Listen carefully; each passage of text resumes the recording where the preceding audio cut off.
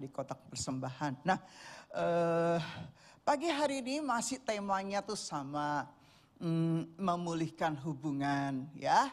Jadi memang ini tema bulan Januari apa bulan, saya lupa, apa 3 bulan. Maka intinya memulihkan hubungan.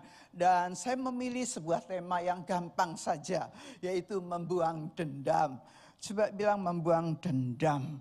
Buangnya ke bawah, jangan ke samping, nanti nular. Membuang dendam. Nah, mungkin Anda berkata, saya enggak dendam Bu, tapi saya kalau lihat orang itu rasanya kesel banget. Kalau bisa saya ulek kan gitu ya, diunyet-unyet, kemudian saya masukin ke perut ibunya lagi kan gitu ya.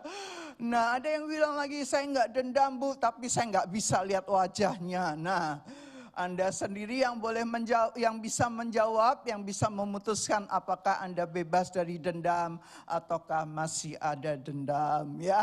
Karena banyak kita berdalih, oh saya enggak dendam, tapi saya enggak mau ketemu orang itu lagi. Ya, ada lagi, oh saya enggak dendam, tapi saya apalagi sakit hati sama dia. Begitu lihat mukanya langsung, itu hati itu sakit, kan gitu ya. Haleluya. Tapi biarlah pagi hari ini kita sama-sama membuang dendam ya. Bukan buangnya ke samping, buang ke bawah dan diinjek-injek kan gitu ya.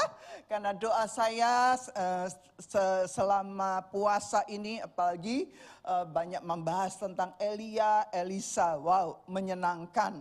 Dan ini hari yang ke-19, berarti kalau mengikuti dari tanggal 1, tinggal hari ini 19, 20, 21 kami selesai. Anda yang terlambat mulai, Anda selesainya juga terlambat. Oke, yuk kita baca Efesus 4 ayat yang ke-31. Kita baca sama-sama. Kalau firman Tuhan, kita bacanya sama-sama ya. 1, 2, 3. Segala kepahitan, kegeraman, kemarahan, pertikaian, dan fitnah hendaklah dibuang dari antara kamu. Demikian pula segala kejahatan. Nah, lagi sekali biarlah firman Tuhan itu menerangi hati kita. Dan kita jujur, kalau memang aku masih punya kepahitan, yuk kita buang semuanya itu.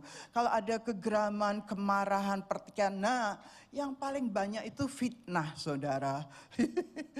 Aduh, saya ini kalau mau buka YouTube-nya, mau denger khotbah hamba-hamba Tuhan, begitu buka YouTube, maka akan ada banyak berita viral. Viralnya itu, viral ya, betul ya? Ya viral dan hoak ya. Suatu hari saya lihat seorang hamba Tuhan yang cukup top namanya di dunia. Itu tuh dikatakan diberitakan mati saudara.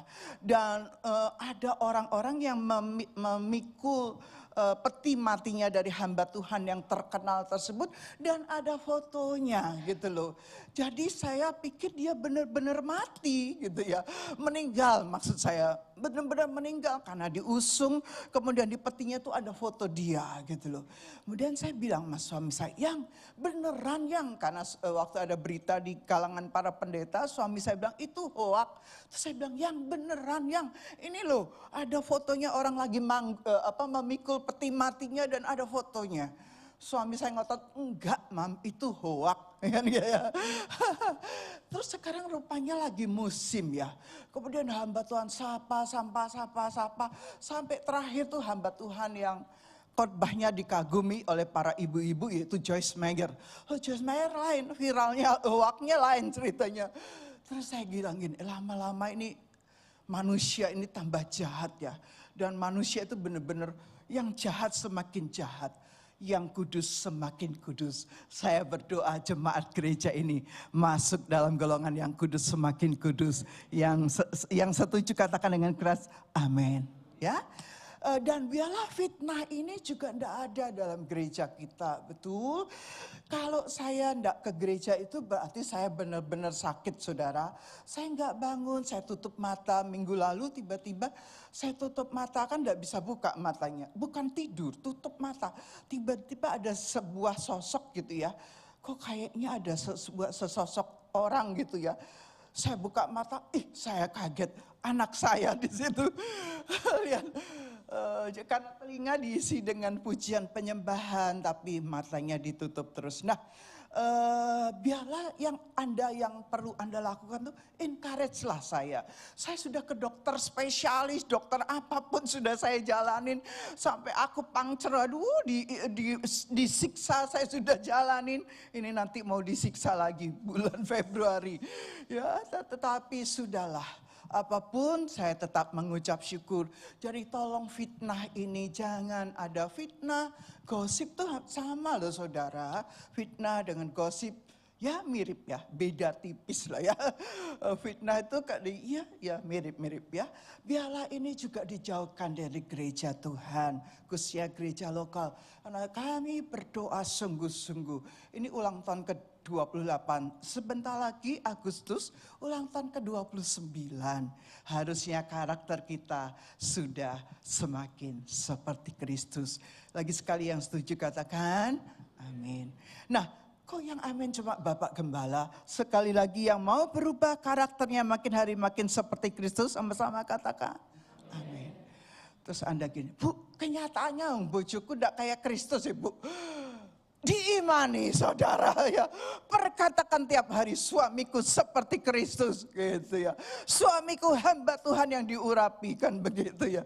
Sebaliknya juga ucapkan kalimat iman, kalimat firman kepada istri, kepada anak-anak Anda. Nah, pemulihan hubungan berakar pada doktrin penciptaan dan penebusan. Jadi karena bulan ini kita sedang bicara tentang pemulihan hubungan, sebetulnya semuanya tuh sepenuhnya ide Allah. Kita baca ketika Allah menciptakan manusia, kita baca sama-sama Kejadian 1 ayat yang ke-27 sama-sama ya, 1, 2, 3.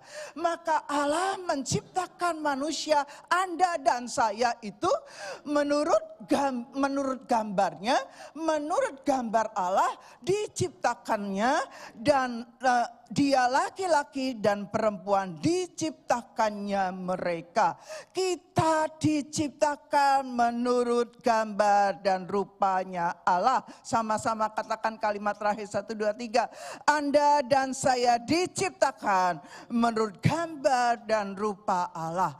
Sebetulnya tujuan Allah menciptakan Anda dan saya, goal kehidupan. Goal itu apa ya? Sesuatu yang kita harus capai, yang Tuhan ingin Anda dan saya capai lewat segala macam keadaan, baik masalah, penyakit, apapun. Bahkan itu LA, kenapa ya? Api itu enggak bisa mati saudara. Dan itu bukan hanya rumah para artis, rumah bahkan dikatakan rumah orang-orang Indonesia yang kaya raya ludes semua. Tapi ada satu rumah yang enggak ludes, rumahnya Tom Hanks katanya. Kemudian kemarin saya dengar lagi berita ada 4 domba. Di antara semua yang sudah jadi abu, ada 4 domba masih hidup di situ.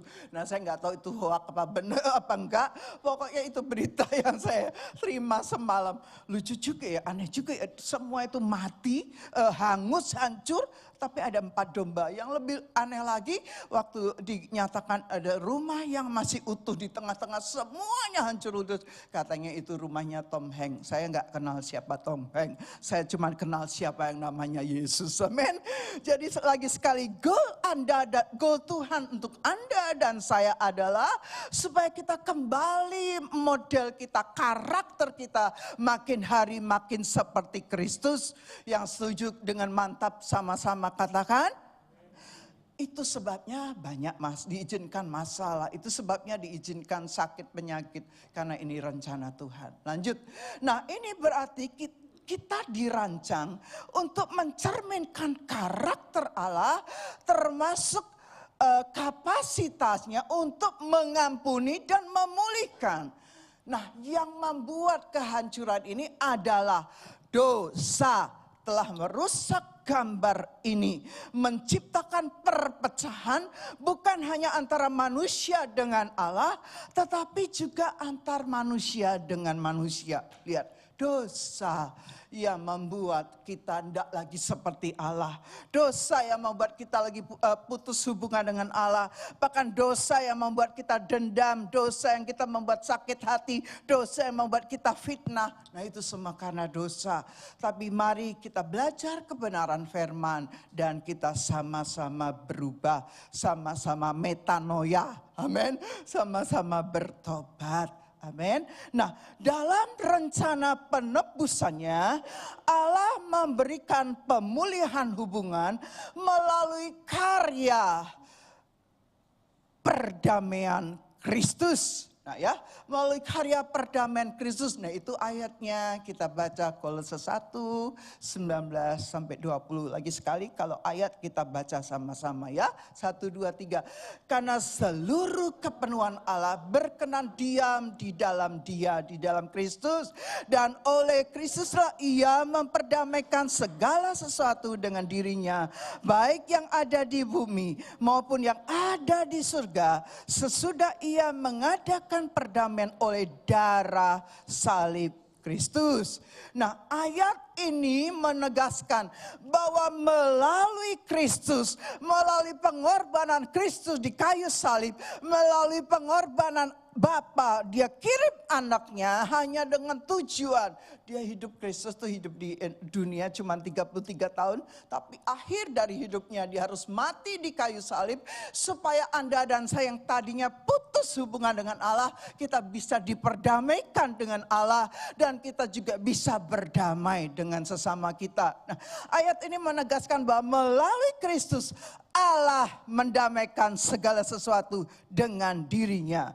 Ketika kita menolak untuk memulihkan hubungan, karena bicara memulihkan hubungan itu keputusan saudara.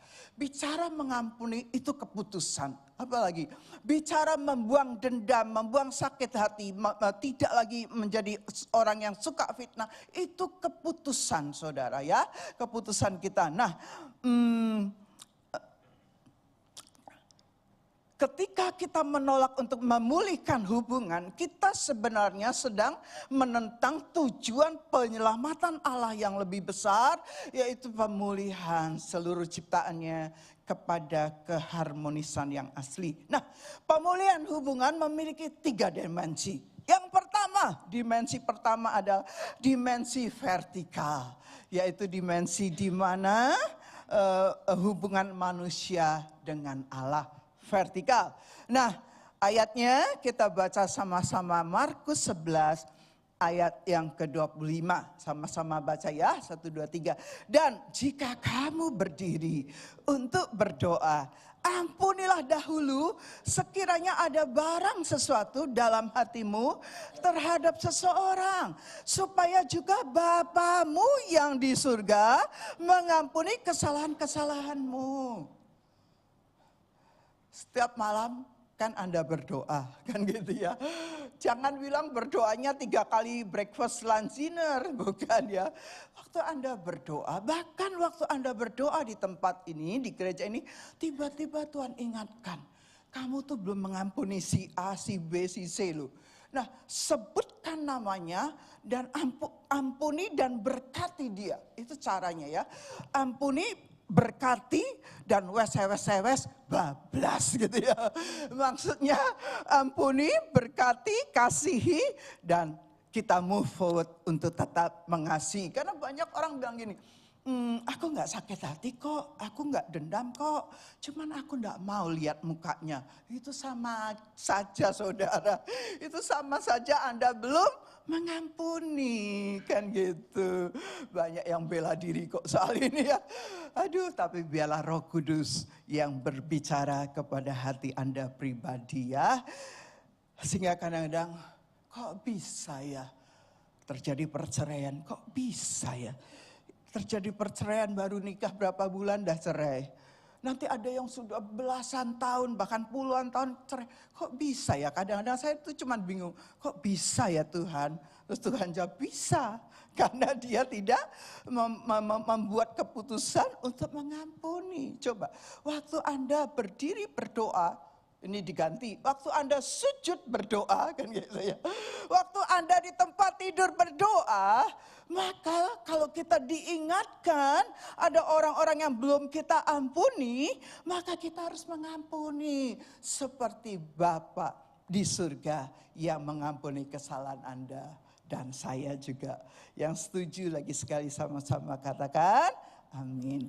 Nah, ayat ini mengungkapkan hubungan antara pengampunan horizontal dan vertikal. Hubungan kita dengan sesama mempengaruhi hubungan kita dengan Allah. Waktu hubungan kita dengan Allah sudah benar, waktu vertikalnya ini sudah benar, waktu Anda mengalami limpahnya kasih karunia, maka saya percaya otomatis Anda pun dengan sesama mudah mengampuninya. Kalau saya lagi kecewa gitu ya, saya naikkan pujian the power of your love. Hold me close, let your love surround me, kan gitu. Biarlah kasih kuasa Kristus melindungi saya, melingkupi saya, jadi baju saya, kan gitu.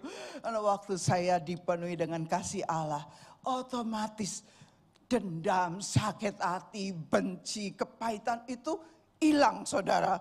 Tapi jangan cuma sebentar hilangnya, kan gitu. Kebanyakan kita hilangnya sebentar.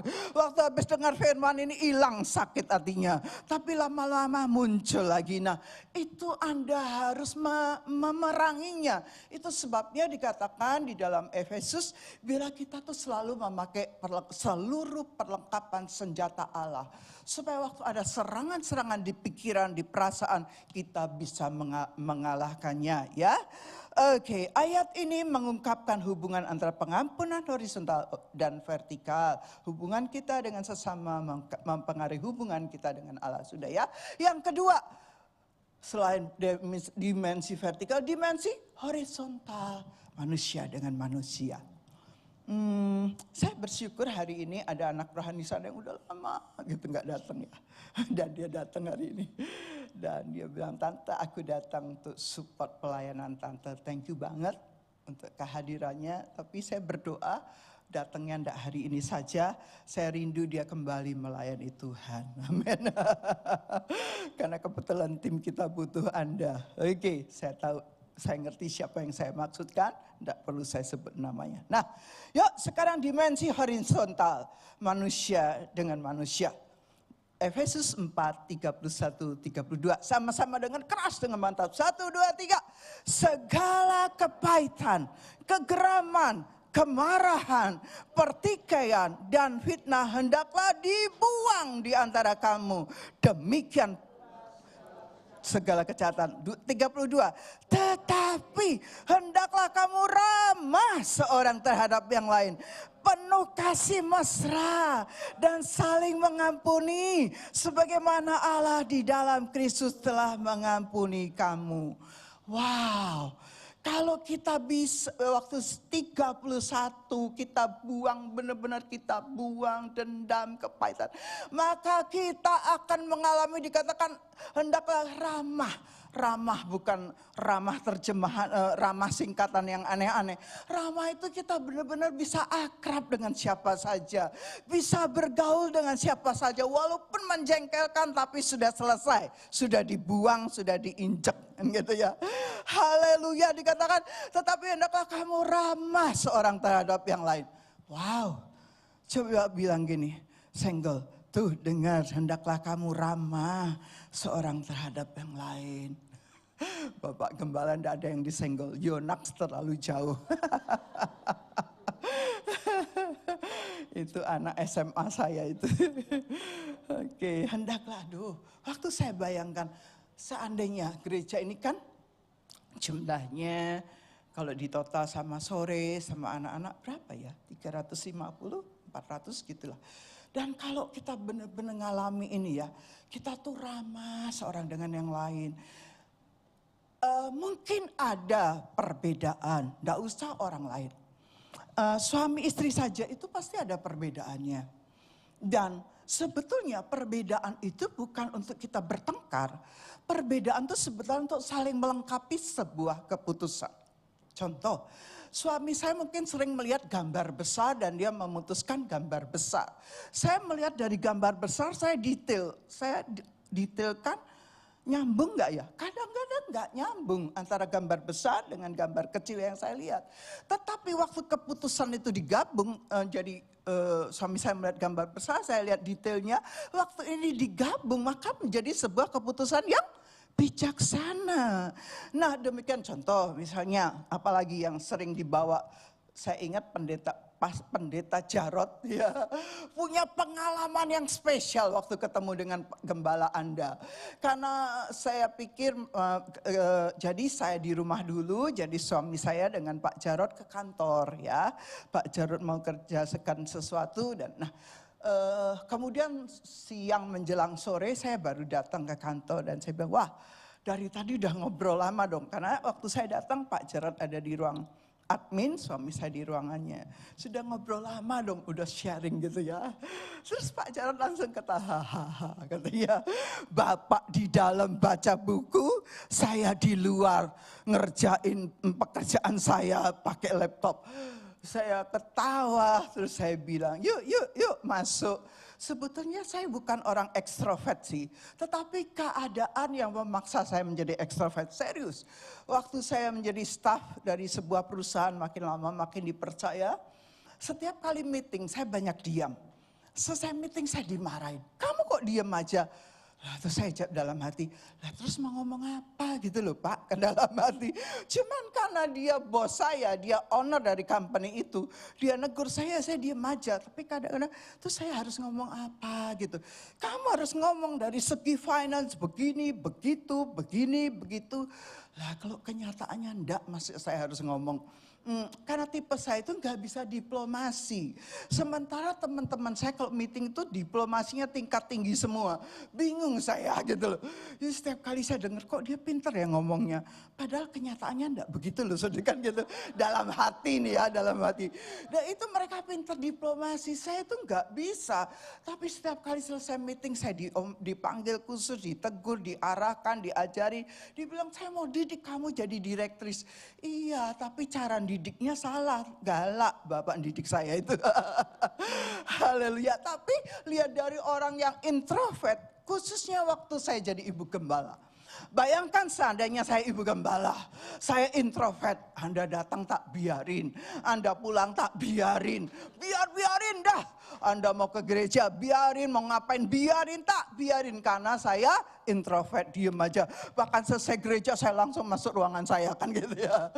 Nah bayangin, aduh bagaimana Anda menikmati keramahan. Sementara ayat ini, hendaklah kamu ramah seorang terhadap yang lain. Penuh kasih mesra, wow. Dan saling mengampuni.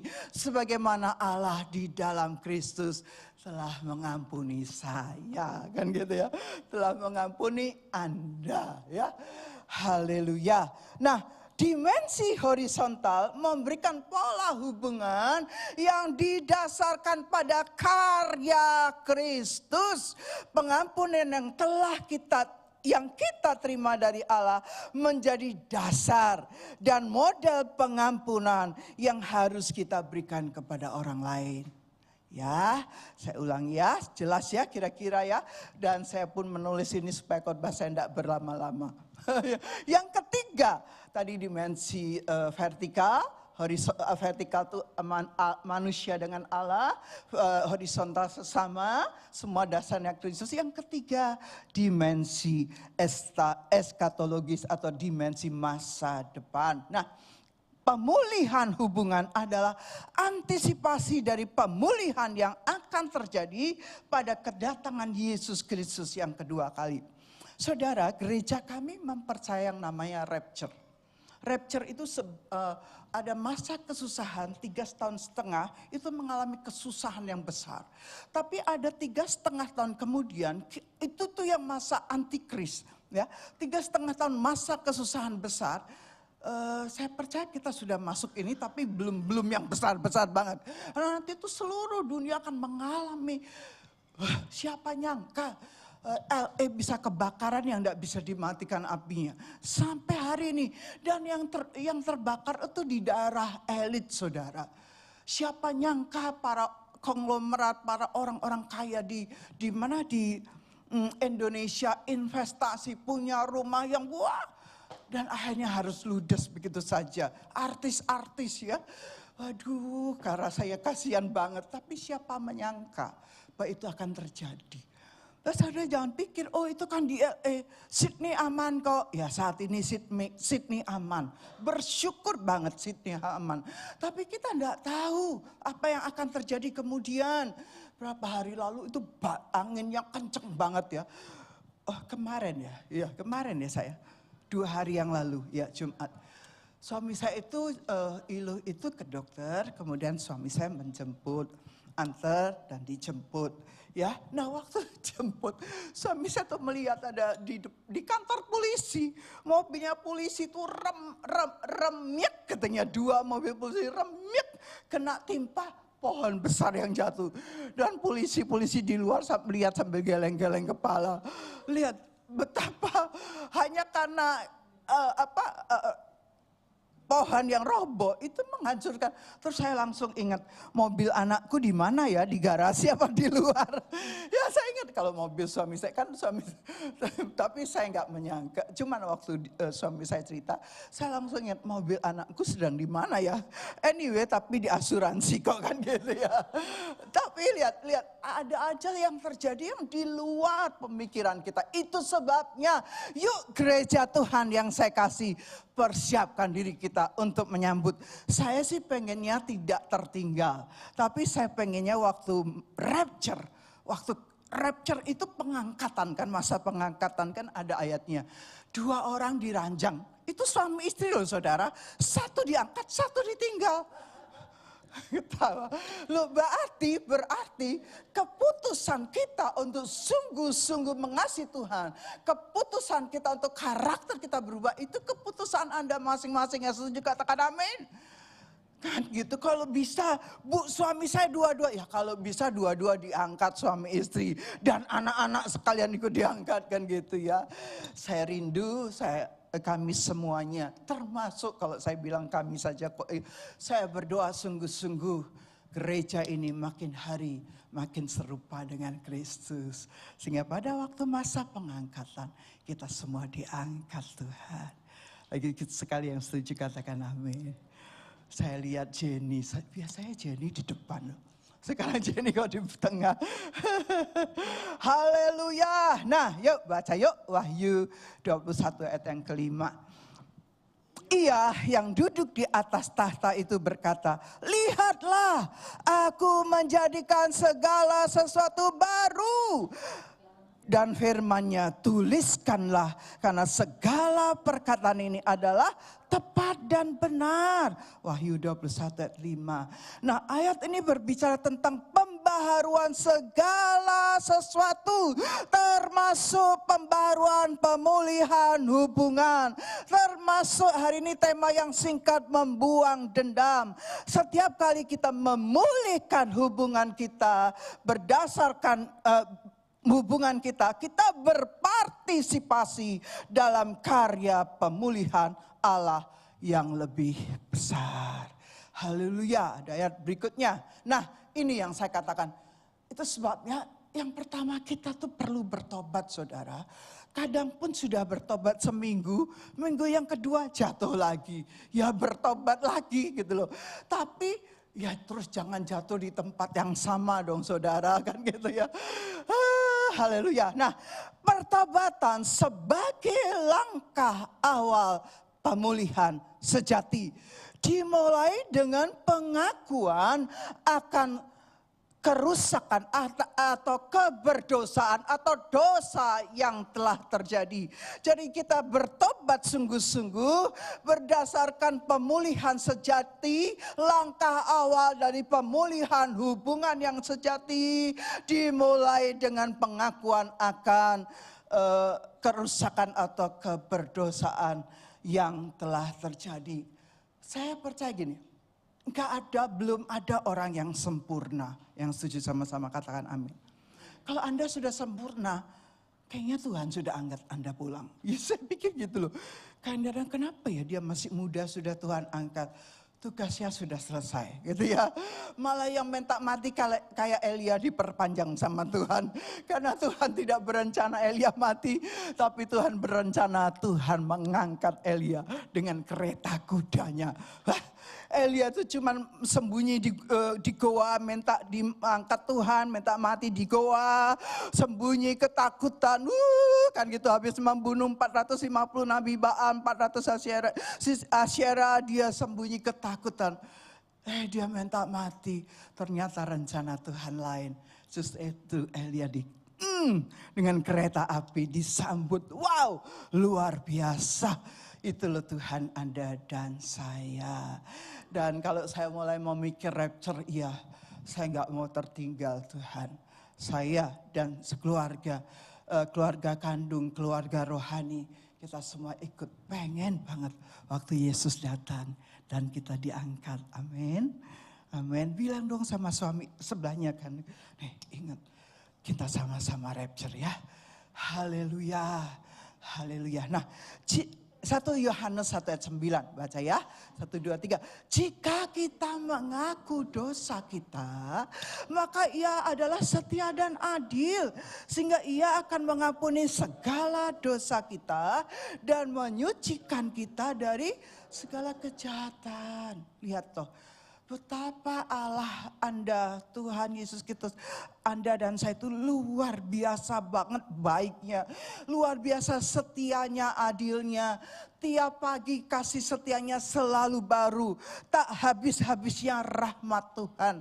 Jadi kalau mungkin Anda gagal, Anda minta ampun sungguh-sungguh. Dan maka dikatakan jika kita mengaku dosa kita, maka Tuhan adalah setia dan adil. Sehingga ia akan mengampuni segala dosa kita dan menyucikan kita dari segala. Kalau sudah Anda saja diampuni Tuhan dari semua dosa Anda, apakah Anda masih punya hak untuk Anda itu bermusuhan dengan suami, dengan istri, dengan anak, dengan sesama? Kayaknya kalau ada benturan itu hanya proses pembentukan karakter. Yang setuju katakan amin. Betul. Kalau ada benturan, ada beda pendapat, saya percaya pasti ada jalan keluarnya. Nah, saya itu orang yang senangnya itu bukan avoid. Banyak orang avoid loh. Diar gitu ya, menghindar. Saudara pikir masalah selesai dengan sendirinya? Enggak, masalah tambah lama tambah numpuk. Menurut saya adalah orang yang suka menyelesaikan masalah. Jadi kalau ada benturan dengan ibu gembala, kan gitu ya. Tinggal kita sama-sama ketemu di Cafe Aslan. Itu tempat pemulihan yang bagus, Cafe Aslan itu. Tinggal ngomong, tante, aku tidak setuju sama tante kan gitu. Atau bu, aku tidak setuju, Anda boleh tidak setuju. Tetapi kalau itu firman Tuhan, Anda tidak bisa melawan. Kalau itu hanya kalimat saya, karena ada orang yang sakit hati sama saya. Karena dia tidak setuju, karena saya nggak setuju dia cerai. Lah itu firman Tuhan kok marah sama tante. Gitu ya. Sampai saya elus-elus dada, kok marah sama tante. Kalau saya setuju, karena gini. Ya akhirnya kita kan mulai mencoba. Kalau percaya itu karena sering dipukuli, ya kan gitu. Yang suka mukulin kan si suami, rupanya suaminya petinju gitu loh. Tapi sekarang ini emansipasi loh. Istri juga suka mukul suaminya. Bukan pakai tangan mukulnya, kalimat. Kalimat itu lebih tajam dari pedang, saudara. Haleluya kan gitu. Jadi kalau istri itu bukan ninju, tapi pakai kalimat, saudara. Nah, rasanya itu kita harus bertobat dari hal-hal seperti itu ya. Kita harus bertobat, seriously. Harus bertobat. Sama katakan bertobat. Gitu ya. Metanoia. Gitu.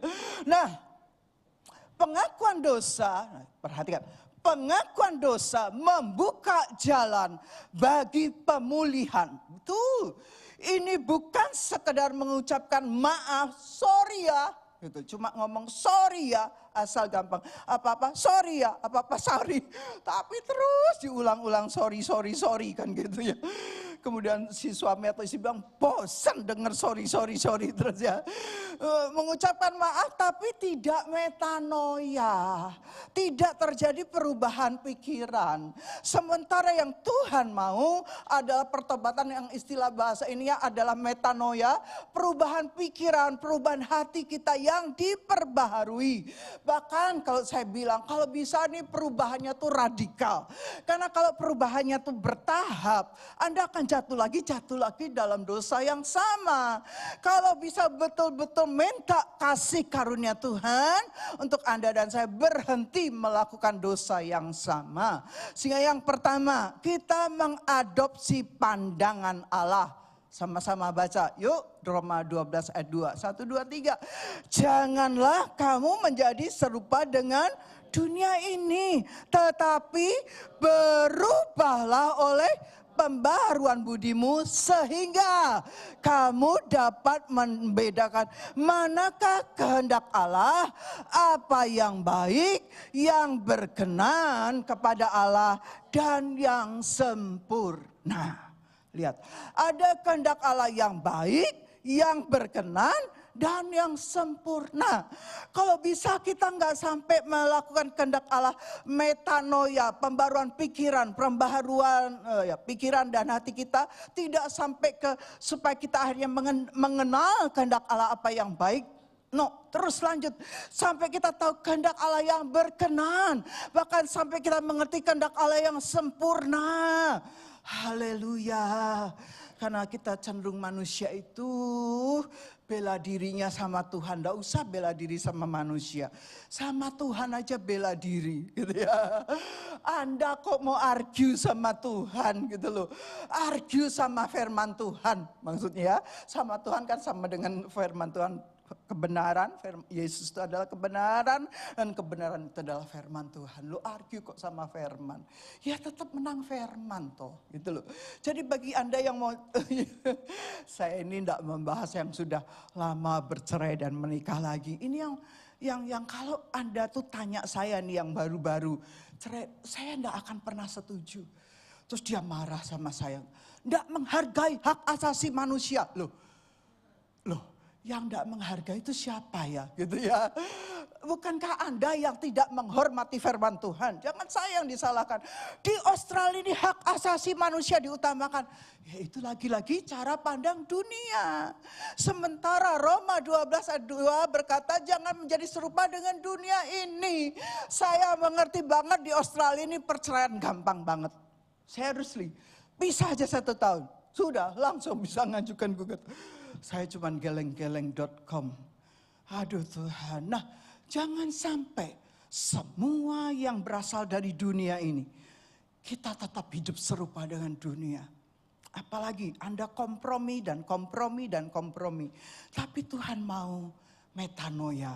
Tuhan mau terjadi berubahlah oleh pembaharuan budimu. Sehingga kamu tuh bisa mengerti waktu hati kita, pikiran kita berubah sesuai dengan keinginan Allah.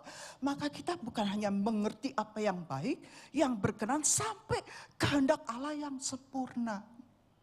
Saudaraku, dalam masa puasa 21 hari, saya rindu dulu gereja Tuhan yang sungguh-sungguh puasa. Puasa kalau Anda punya sakit mah, lakukan puasa Daniel. Betul, puasa Daniel itu kan makan sayur-sayuran ya, makan buah-buahan. Nasi boleh kok, bersyukur ya. Cuman kami suami itu sekarang benar-benar mengurangi karbo, less oil, less sugar apalagi, less milk, less tepung. Tapi saya masih melanggar. Saya senangnya itu cappuccino. Bukan kopi pahit, saya senangnya cappuccino. Jadi ada susunya, ada bahkan gulanya saya ganti madu. Terus dokternya bilang, itu sama Bu, madu tuh gulanya tinggi. Nah kelemahan saya yang paling parah adalah saya harus tidur jam 10-11 malam. Itu tidak pernah terjadi dalam hidup saya. Kalau saya bisa tidur jam 10, jam 11 malam, itu mujizat terbesar dalam hidup saya. Doakan saya bisa tidur. Kalau saya lihat suami saya jam 10 dia masuk kamar, tidak lama saya lihat dia dah tidur. hebat ya Tuhan gitu. Saya cuma mengagumi Tuhan aja, hebat ya Tuhan gitu. Lah dia jam 10 sudah, ya mungkin dia doa dulu, tapi waktu saya udah tidur, hebat. Jadi dia berhasil turun karena gampang tidur. Saya berhasil turun karena mikiri saudara. Kemarin ada satu anak yang nanya, "Tante, kenapa sih Tante sering migrain, vertigo?" Ya karena mikirin kamu yang jarang ke gereja. Ketawa dia ngakak-ngakak. Itu kan jawaban saya simpel. Ya karena mikirin kamu yang jarang ke gereja. Ketawa dia ngakak-ngakak. Ceritanya dia mau concern sama saya, tapi saya juga balik. Memang benar dia jarang ke gereja. Jadi jawaban saya itu enggak salah. Iya karena mikirin kamu gitu ya. Loh, kadang kalau saya malam berdoa tuh, kadang ya Tuhan ingatkan wajah-wajah orang-orang tertentu. Dan saya coba menghubungi mereka. Kadang dibalas, kadang nggak dibalas. Aduh, kalau nggak dibalas, ya harus terus metanoia. Ya. Oke, jadi tadi ya, pertama yuk kita mengadopsi pandangan Allah. Sudah ya Roma 12. Nah, dalam konteks pemulihan hubungan, ini berarti, lihat, ini berarti melihat orang yang menyakiti kita melalui lensa kasih karunia Allah. Mereka itu sama seperti kita, penerima belas kasihan Allah. Benar banget kok. Anda dan saya hari ini adalah orang-orang yang menerima pengampunan dari Allah yang sempurna, yang menerima belas kasihan Allah.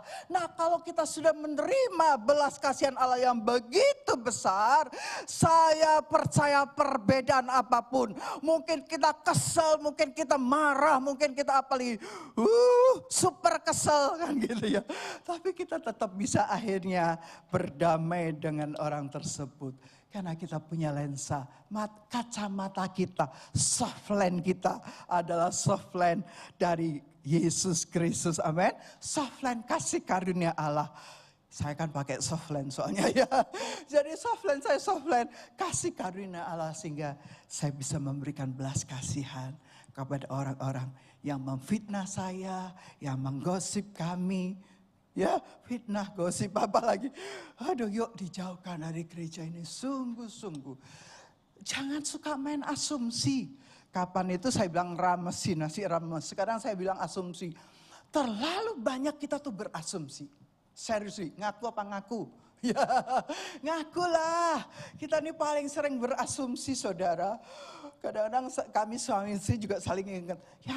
Kok kamu sekarang suka asumsi sih gitu ya. Kadang-kadang kami saling mengingatkan gitu loh ya. Supaya kita juga tidak terjebak, tidak jatuh dalam akhirnya kita kesel dan semakin kesel dan tambah kesel sama orang itu. Kadang-kadang itu asumsi loh saudara. Misal, saya itu tidak lihat Anda di gereja nih ya, pulang ibadah. Saya tuh nggak lihat Anda karena mungkin saya sedang fokus sesuatu. Lalu saya lewat aja terus Anda tersinggung, Ibu Gembala sekarang sombong loh.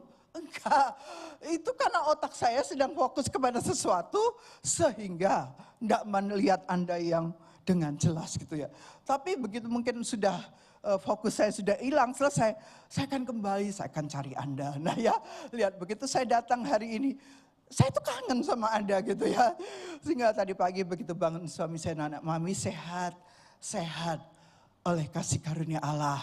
Dan kedua saya juga kangen Anda kan gitu ya. Haleluya. Nah yuk yang kedua. Udah ya. Yang pertama sudah ya, dalam konteks pemulihan hubungan ini berarti kita melihat orang yang menyakiti kita dengan soft lens, dengan kacamata, dengan lensa kasih karunia Allah. Karena kita juga adalah orang-orang yang menerima belas kasihan Allah juga. Yang kedua, yuk kita menerapkan prinsip inkarnasi. Nah, apa yang dimaksud di sini? Sebagaimana Kristus mengambil inisiatif. Wow, ambil inisiatif. Kalau yang nyakiti Anda, kalau yang fitnah Anda, kalau yang nusuk Anda tidak merasa bersalah, sudahlah. Kalau ketemu langsung rangkul dia, peluk dia dan katakan, aku mengasihi kamu, aku memberkati kamu, dan aku apalagi melepaskan berkat damai sejahtera, sukacita. Nah, jadi sebagaimana Kristus mengambil inisiatif untuk mendamaikan Anda dan saya dengan Allah, Maka 2 Korintus 5, 18, 19. Baca dengan keras. Dan sesungguhnya ini dari Allah yang dengan perantaraan Kristus telah mendamaikan kita dengan dirinya. Dan yang telah mempercayakan pelayanan pendamaian itu kepada kami. 19.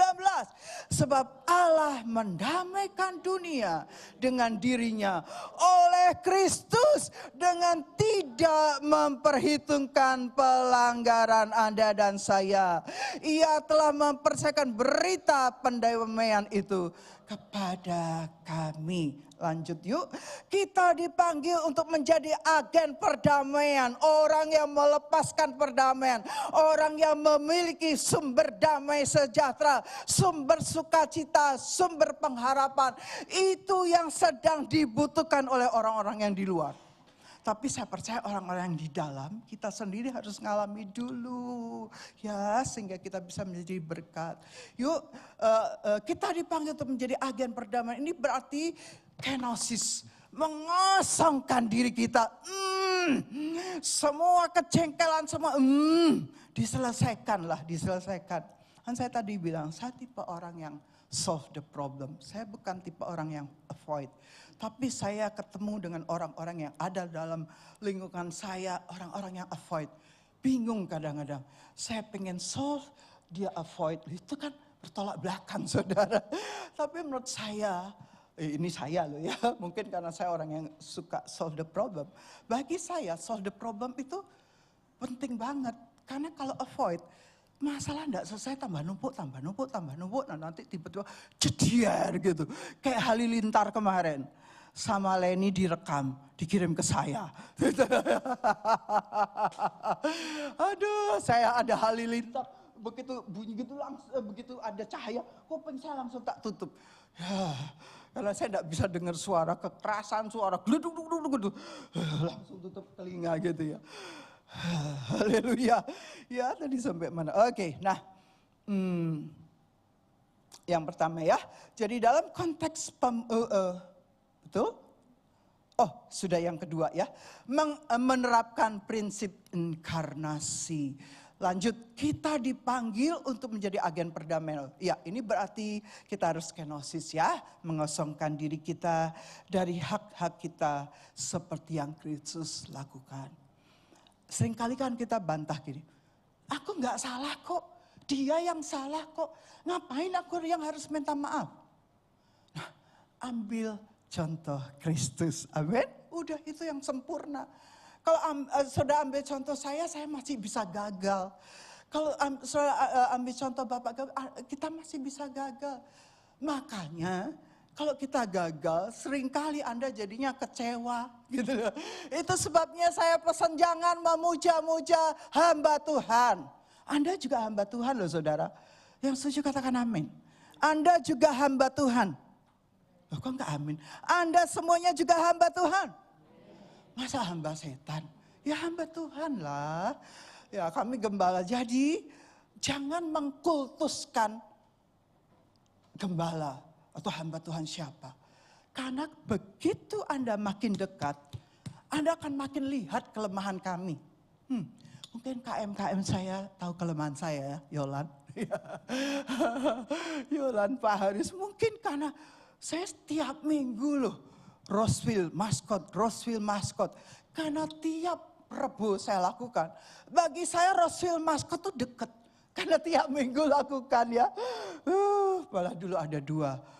Di maskotnya Pak Haris ada lagi 1 maskot yang semua satu apartemen itu mereka kayak 5 orang di dalam apartemen itu dan saya layani setiap Senin. Kalau Rebo di tempatnya Pak Haris dan Yolan.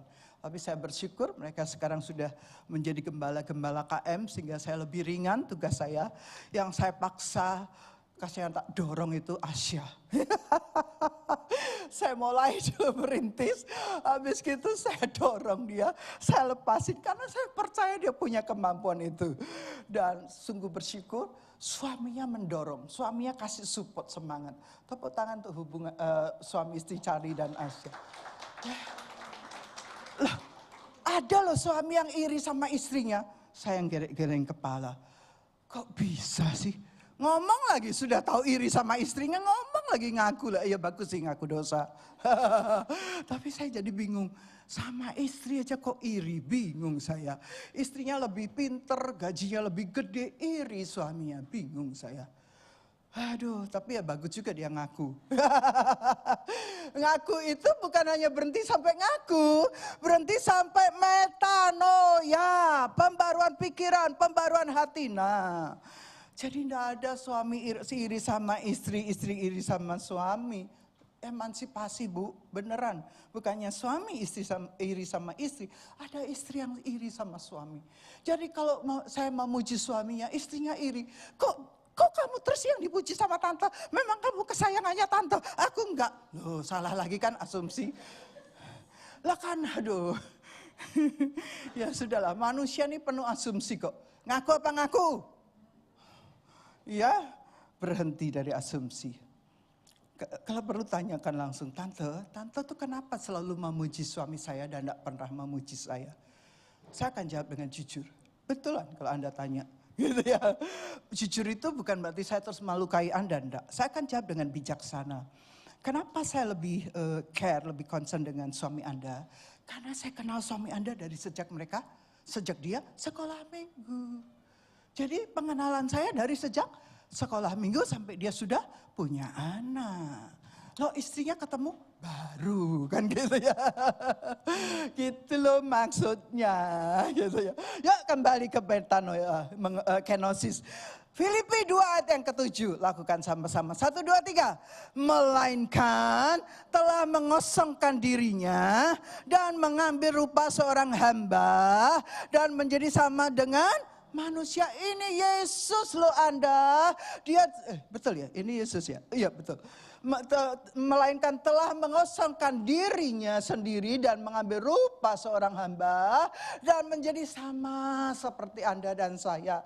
Kalau Yesus saja yang menjadi center, Christ center, pusat gereja ini adalah Kristus, maka saya percaya apa yang Yesus lakukan, kita pun berusaha melakukannya.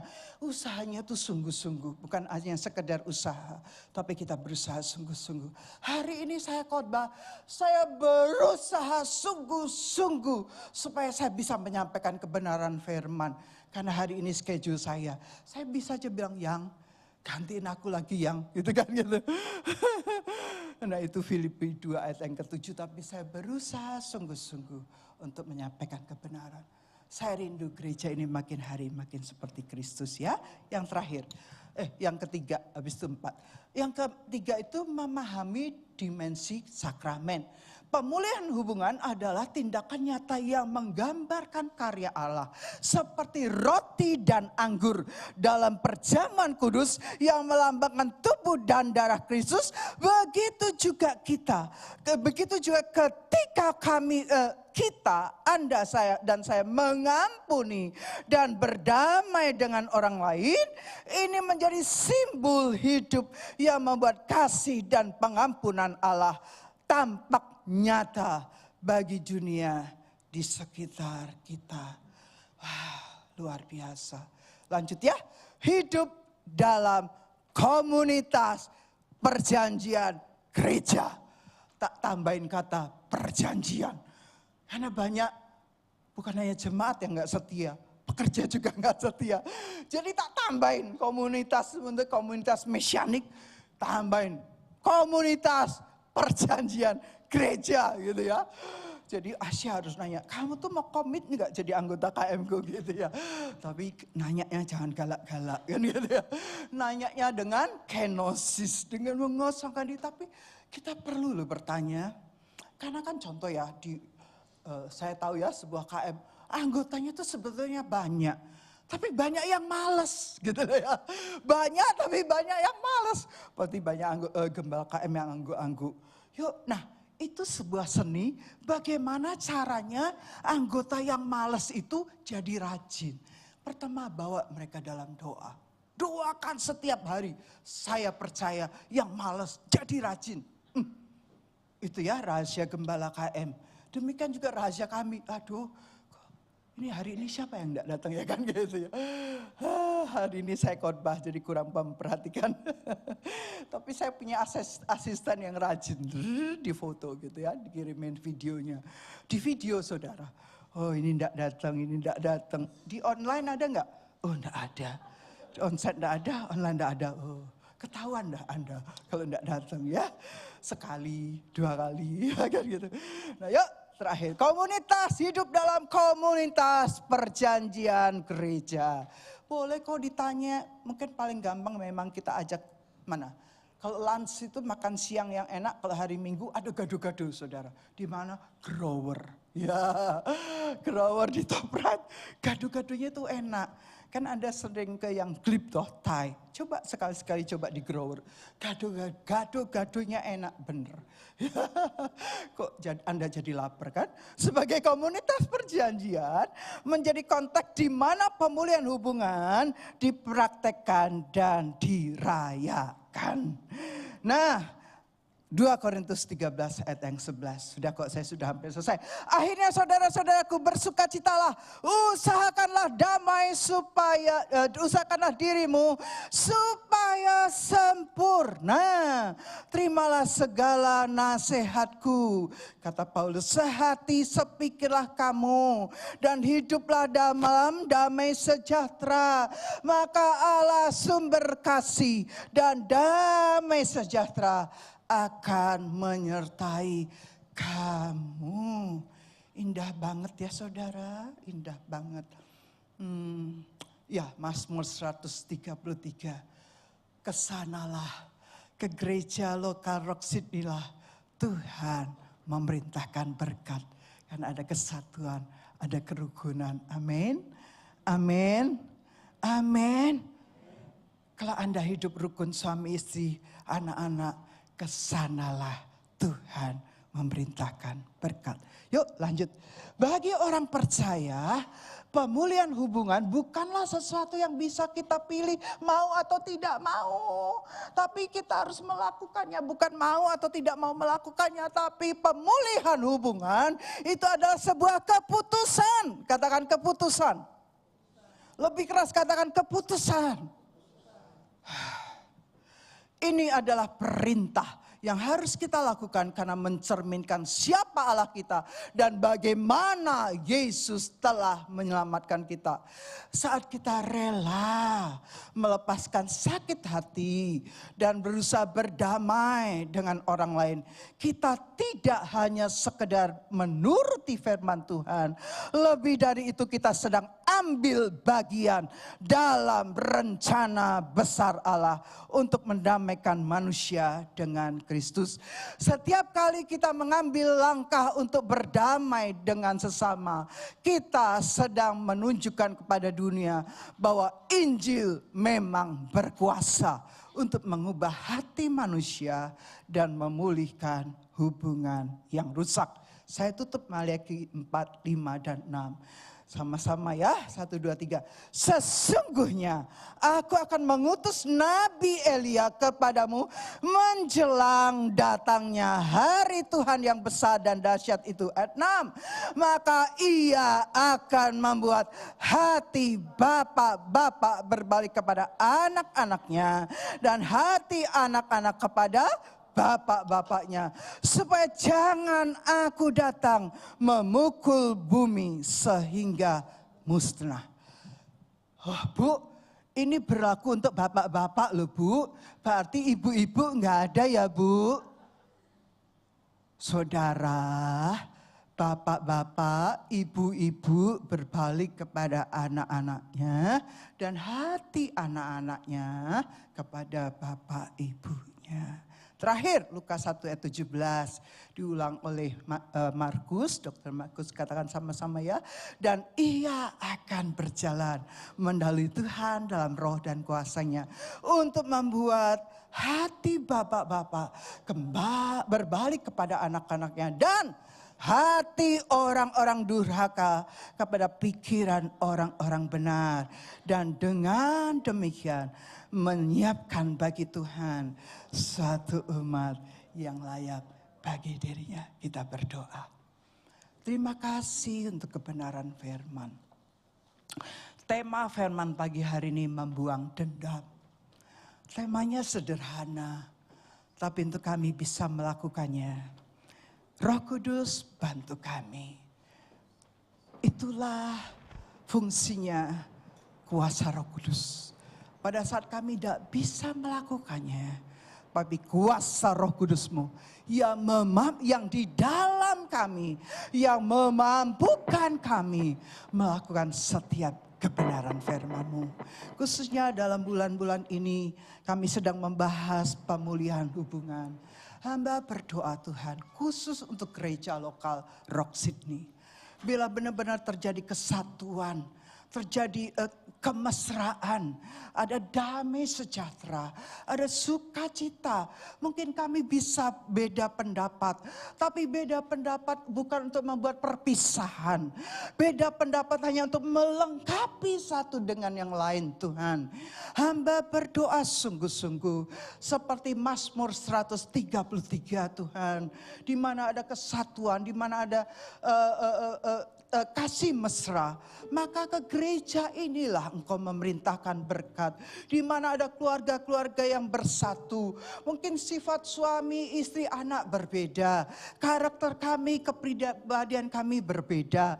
Tapi kami punya Allah yang sama. Bahkan melalui pengorbanan Yesus Kristus, melalui kuasa Injil, Engkau yang memulihkan, yang mendamaikan kami kembali. Sehingga kami menjadi keluarga yang utuh, yang sempurna seperti yang Engkau kehendaki. Sebentar lagi waktu kami mau makan dan minum tubuh dan darah-Mu, sucikan, kuduskan tubuh-Mu, roti menjadi bersekutu dengan tubuh-Mu, cawan anggur dengan darah-Mu. Waktu kami makan dan minum menjadi sakramen Tuhan, di mana hidup kami dikuduskan, disucikan, disatukan kembali lewat pengorbanan-Mu Tuhan. Sehingga kami pun bisa mengasihi sesama kami. Yang luka tidak lagi luka, yang sakit hati tidak lagi sakit hati, yang dendam jadi penuh kasih mesra. Haleluya, ini doa kami Tuhan. Doa hamba untuk gereja lokal Rock Sydney. Dan doa hamba akhirnya suatu hari kami pun bersama-sama Engkau angkat waktu Engkau datang. Kami masuk dalam masa pengangkatan. Terima kasih Tuhan. Layakkan kami makan minum ampuni. Kalau kami berdosa, kami mengaku dosa kami minta ampun dan Engkau mengampuni, menyucikan dan melayakkan kami makan dan minum tubuh dan darah-Mu. Terima kasih Tuhan, terima kasih. Haleluya.